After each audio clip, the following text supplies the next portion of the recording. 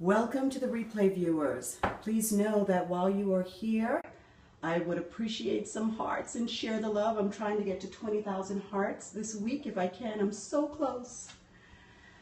Welcome. For those of you that are catching this replay, I think I'm covering my mic. For those of you that are catching the replay on YouTube, please know although you can't leave me hearts, you can definitely give me a thumbs up and you can subscribe to my YouTube channel. It's greatly appreciated. Thank you all for joining. Hello there. I'm Marjorie Phoenix. I'm the founder of the Forgotten Women's Project. I'm the author of the book, Who the Hell Do You Think You Are? I'm a speaker and a publisher. Thank you all for joining me today.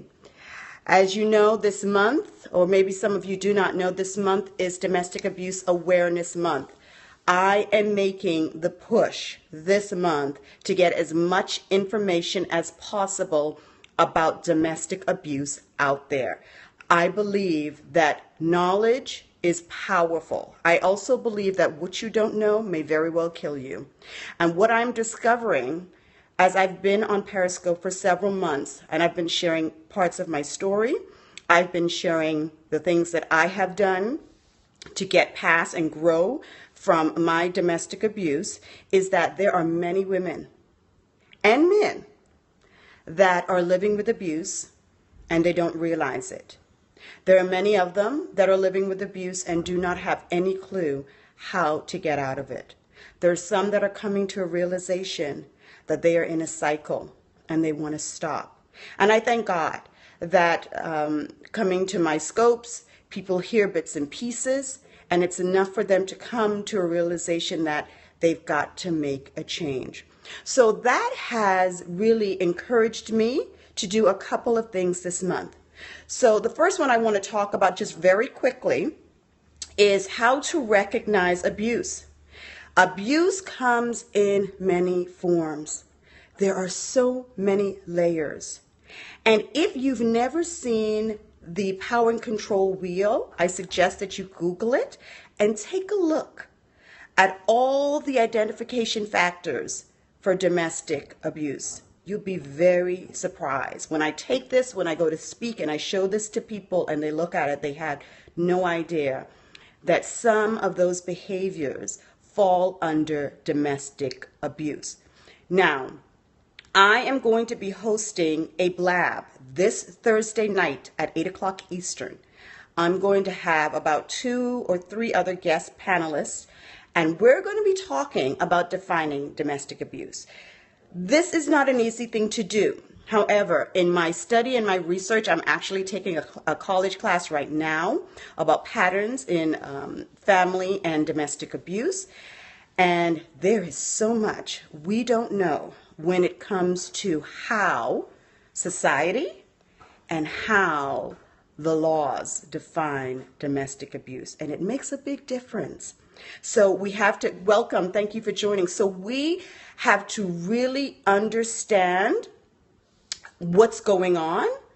And I feel like people who may have not ever experienced domestic abuse on an intimate level, you may come in contact with someone that does. And one of the biggest things is that most of you don't know how to address it. And we want to push someone to make a decision that they might not be ready for. And it's a really sensitive and fragile situation. So that's why I feel everyone, thank you for the love, I appreciate it. That's why I feel like everyone needs to understand what domestic abuse is and how to recognize it, how to respond to it in a safe way for that person. Now, the two main things, well, there's 3. One, we know physical abuse. We can identify physical abuse sometimes because we can see the bruises, right? But if there is a woman or a man that is being physically abused, they're going to cover those scars. They're going to cover those bruises. And you may or may not see them. So what are some of the other characteristics? What are some of the other ways that this person is going to be behaving that may give hints? And you certainly don't want to come right out and ask them, are you being abused? they're going to probably deny it. Most times they're going to be protecting the perpetrator. They're going to be protecting their children. They're going to be protecting their home life. So that's why they're not just going to come out and tell you. So it's important for you to look at this person. Has this person changed over time? This could be someone that you've worked with. What have you noticed about this person? How do they speak about their partner that they're with? Good morning. Good morning. Thank you for joining. Yes, it's a great topic and it's a very important topic, right? And so it's going to really take some discernment, and it's going to take patience, and it's going to take time for you to really recognize that. And like I said, a lot of times they're going to try to protect their sphere. And then when they're ready, if they feel safe with you, then they will say to you, I'm in a situation and I need to get out of it. And they may not even call it what it is, but they just know, okay? So with physical abuse, that's a little bit different. And like I said, on my blab on Thursday, we're going to go a little bit more in depth about that. Psychological abuse, see, that's a totally different thing. Now, when a woman is being physically abused, she is very much so being psychologically abused. She's being verbally abused. She's being name called. She's being threatened. So again, how is she when she responds to her home life? Do you notice a change? Is she anxious? Does she not want to go home? Is she avoiding? Thank you. Thank you. Is she avoiding? I'll give you a great example of my own experience. I did not know that I was in a psychologically abusive relationship, right? Marriage. And I was such the good wife that I would make sure I am home at lunchtime. I have his lunch prepared for him when he came home for lunch. I would never miss that, because if I did, then that would cause a problem. It was the same thing with dinner. There were these regimens that I wanted to avoid. There is this sense of avoidance.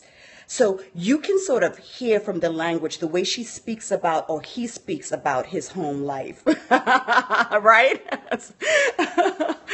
And I didn't mind doing that. I loved doing that, but it became one of those things where if I didn't do it, what would happen? So that's where a lot of the threats come in, right? So again, if you know the person well enough, you will be able to sense some of those shifts in their behavior, in their personality. You're going to pick up on things in their language, and then you can start to just ask them different questions to see what you can get out of them. And we're going to get more into that, like I said, on the blab on Thursday.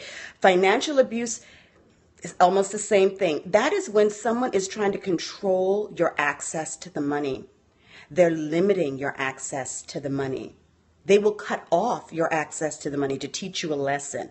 They divvy out a little bit every month just to give you. You ever hear someone say, well, I'm on an allowance from my husband, or I'm on an allowance from my wife or my partner?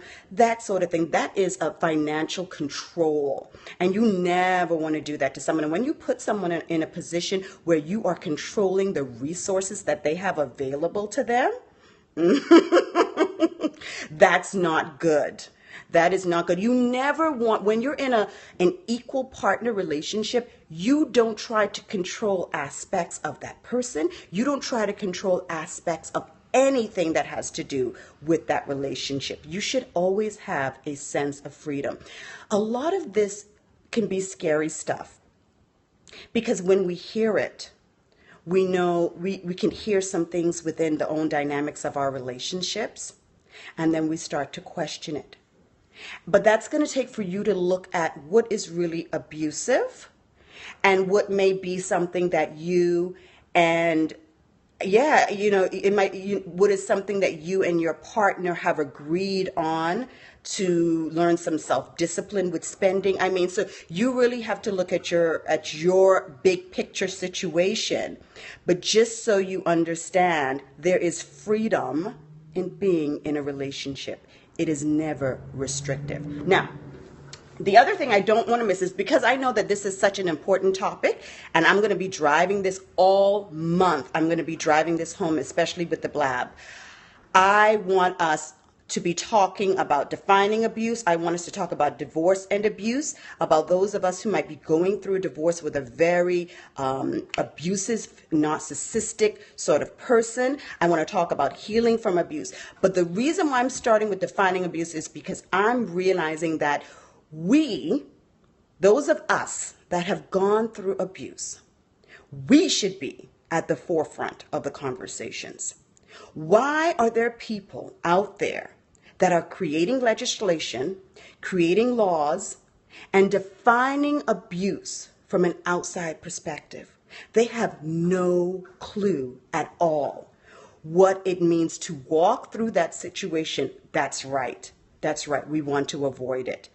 And there are so many layers of abuse that you're not protected. Psychological and financial abuse, there's no provisions for you. This is a big, big topic. This is why I founded the Forgotten Women, because people tend to forget about those women who are stripped of everything after they've gone through a divorce and they've gone through abuse. They're left in society with nothing. Now they're a part of a statistic that would maybe say, oh, they're on welfare, they're, whatever, and they don't realize what's the root. What's the root of that issue of why that woman might be homeless right now, why she's on welfare, why she's a single mother. So we have to look at all of those layers, and we have to be the ones that have gone through it, who've experienced this. We should be the ones talking, and this is why it's time for us to stand up and speak out about this. And I know it does dehumanize them. That's right. It definitely does. So we have to bring the humanity to all of this.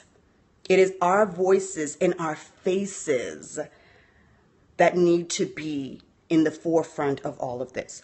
Now, because I know that many of you have emailed me and reached out to me on social media after my scopes and have said to me, this is what's happening to me, and I didn't realize until I heard you speak, and I feel stuck and I don't know what to do. And I realize that there are many of you that still need an out. You're looking for some place to go. You always want to go and find professional help. It does. It happens way too often. You always want to seek professional help in some way. But what I did for those of you that have now left your abusive relationship and you are out of that and you have no plans on going back and you are trying to move forward, I have opened up the Phoenix process, which is a 4-week program to take you through what I did, the steps that I took that took me from being a survivor to a thriver. 4 weeks of and that's why I took on the last name Phoenix. I was the Phoenix rising from the ashes. If you know anything about that story, it's a mythical story. The Phoenix refused to die. The Phoenix refused to let the thing that was trying to kill it, let it die off. So it regenerated itself. And it spawned out a new creation. It transformed itself so that it could live longer. Exactly. And that's what I want for you. I want you to take the very thing that is trying to destroy you, and I want you to regenerate yourself and spawn out of the ashes of that and catapult you towards your future. Because once we can do that, and we rise out of those ashes, then we can use our voice in a powerful way to put an end to this. The stories, and let me tell you something, from the first time when I wrote my book, from the time that I decided that I was going to do this, it was all because God said to me, this is not about you. And I have to tell you, it's not about you, but it's about the women who are going through it, the women who are coming behind us.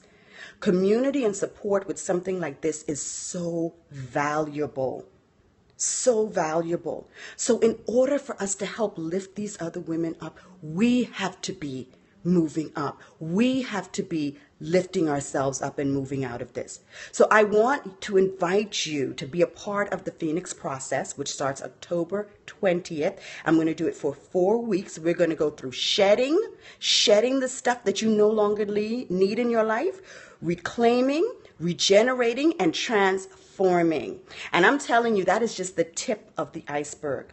Because I know a lot of you have this stirring up in your belly. And you can feel it. That's right, especially for those women whom I believe abuse is normal. You can feel it stirring up in your belly. That's your phoenix. That is your phoenix wanting to rise up, ready to soar, ready to fly.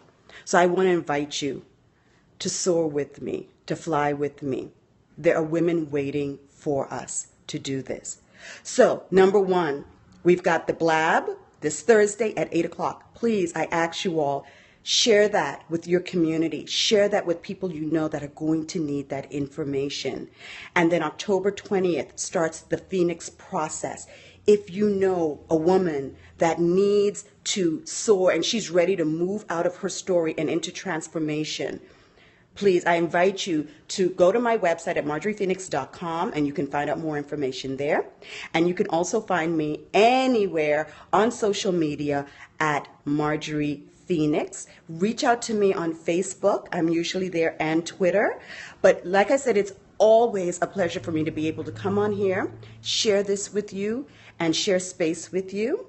And until I talk to you next time, go out and change the world.